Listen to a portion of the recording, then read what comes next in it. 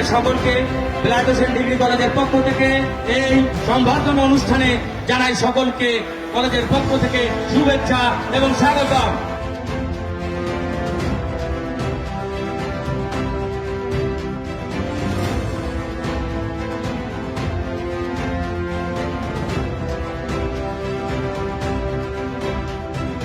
আমাকে অনেকে বলছে যে আমি রাজনীতি করবো না, আমি অসুস্থ, অনেক অনেক নানান ভিন্ন হতে পারে যে আমি অসুস্থ, আমি চলতে পারি না।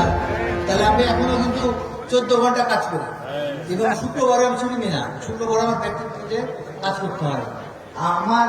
আমার নীতি হইতেছে যে দল করছে, কেউ অত্যাচার করছে, তার প্রতি প্রতিশোধ নেওয়া না। আমার হচ্ছে সমাজে এসে কিছু ভালো কাজ করা, যা এই জনপদে জনমনে তুমি কাজে লাগে।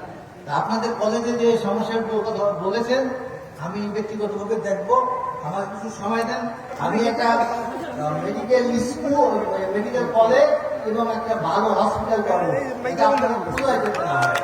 আমার প্রিয় নেত্রী এবং খালেদা যে অসুস্থ, উনি হয়তো অপারেশনের দেশের বাইরে যাবে, আপনাকে দোয়া করেন, আল্লাহ তাকে কিছু করে রাখেন। আর আমাদের দলনেতা বর্তমান চেয়ারম্যান তারেক জিয়া, তার জন্য আমরা দোয়া করতে